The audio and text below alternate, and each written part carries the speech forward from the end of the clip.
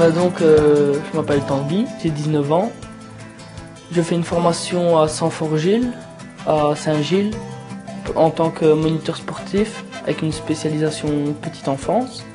Et grâce à l'école de la vie, j'ai eu l'occasion de partir au Mali, à Bamako, pour effectuer mes stages avec les enfants de la rue. Parce qu'ils sont abandonnés, rejetés, battus par leur famille, même voire ce sont des orphelins. Et Caritas donc les roule la nuit pour essayer de les rassembler dans un centre. Tout de suite en arrivant, avant de commencer les différentes activités, le responsable du centre m'a mis en garde en me disant « Fais attention car les enfants d'ici sont touchés par le sida ». Et ça c'est une phrase qui m'a touché énormément parce que d'accord on en parle aussi en Belgique, mais là j'ai été vraiment confronté. Au début j'appréhendais parce que je savais vraiment pas comment ça allait se passer ni rien. Je suis arrivé et il y avait déjà le problème de la langue. Ça c'est une chose qu'on a su surmonter grâce aux jeunes. Un jeune là qui venait du Burkina Faso.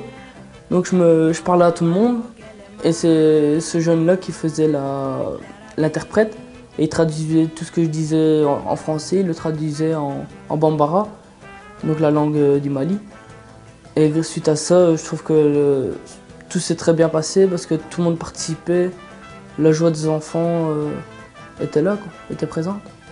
Quand on anime un groupe comme ça, là, en tant qu'animateur, moniteur ou ce qu'on veut, c'est pas toujours nous qui apprenons aux autres, parce que le groupe nous apprend énormément. Le jeune du Burkina là, qui m'a fort bien aidé, c'est grâce à lui que mes activités ont pu se réaliser, parce que sans lui, comme les jeunes ne comprenaient pas le français, je serais resté au point des langages des signes, et ça n'aurait pas aussi bien fonctionné que ça ne l'a été. Quand on a fait les présentations, tout, les jeunes enfants nous ont donné des surnoms aux différents animateurs. Mon surnom était Bomzo pour les petits Maliens là-bas, et ça restera au cœur, ça touche. Le deuxième grand moment, c'est quand on a commencé les activités. Les jeunes enfants, on voyait vraiment qu'ils étaient contents, ils étaient heureux de jouer. Et là on voyait bien qu'ils oubliaient leurs soucis quotidiens. Et un troisième grand moment, c'est quand ils nous ont dit au revoir. Là aussi c'était phénoménal, ils se sont tous réunis dans la cour.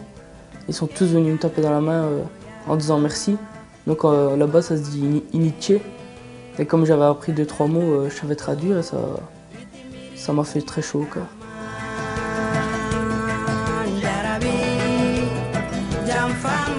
La plus grande chose que je veux dire numéro 1 que je retiendrai, c'est l'hospitalité africaine. Parce que les gens là, qui nous ont accueillis, ils nous ont organisé une grande fête. Ils ont installé des chaises d'école tout autour de nous. Ça a fini à plus de 200 personnes. Et on nous a fait danser, nous les 4 petits Belges, on nous a fait danser au milieu. Et après il y a tout le monde qui vient nous parler, les parents, tout ça, qui parlaient français, sont venus nous questionner pour savoir qu'est-ce qu'on faisait là-bas. Hospitalité, chaleureux et la joie de vivre. Ce sont les 3 grands mots qui résumeraient ce magnifique séjour.